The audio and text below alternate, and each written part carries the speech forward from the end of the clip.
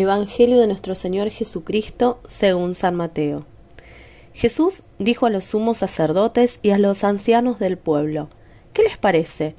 Un hombre tenía 2 hijos, y dirigiéndose al primero le dijo: Hijo, quiero que hoy vayas a trabajar a mi viña. Él respondió: No quiero, pero después se arrepintió y fue.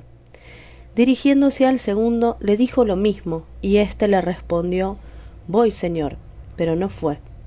¿Cuál de los 2 cumplió la voluntad de su padre? El primero, le respondieron. Jesús les dijo: Les aseguro que los publicanos y las prostitutas llegan antes que ustedes al reino de Dios.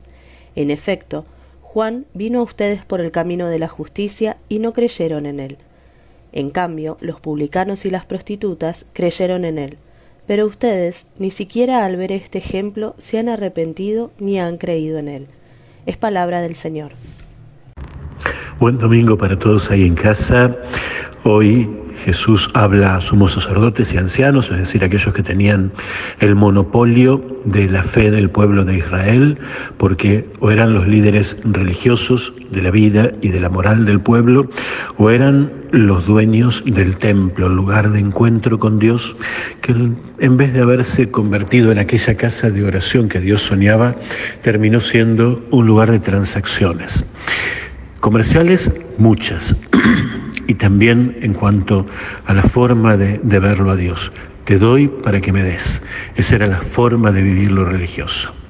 Jesús plantea algo diferente: cumplir el deseo del Padre, el sueño del Padre, la voluntad de ese Padre, que es que los hombres podamos ser felices, construir una historia de familia, lo fraterno. Por eso, aquel que dijo no quiero, pues después se arrepintió y fue, es el que verdaderamente cumplió ese sueño del Padre.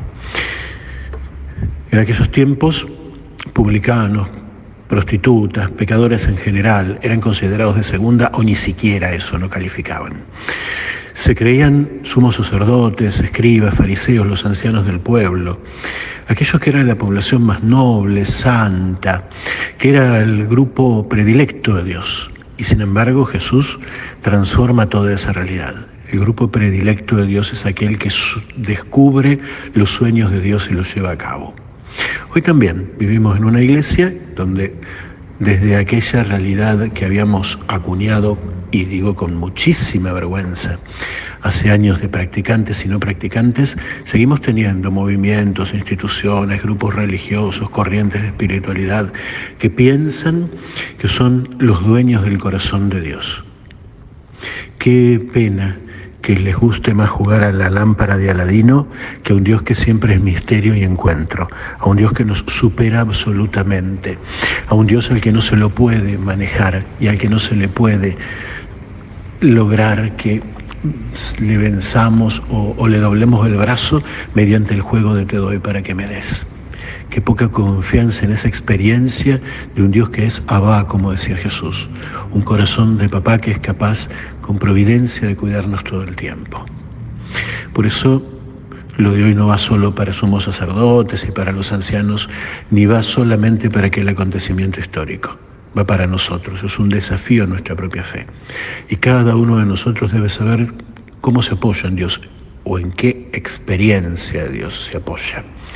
Si en un Dios inventado a nuestra medida o en aquel Dios que es misterio, que nos sobrepasa absolutamente siempre por la capacidad de amor que tiene.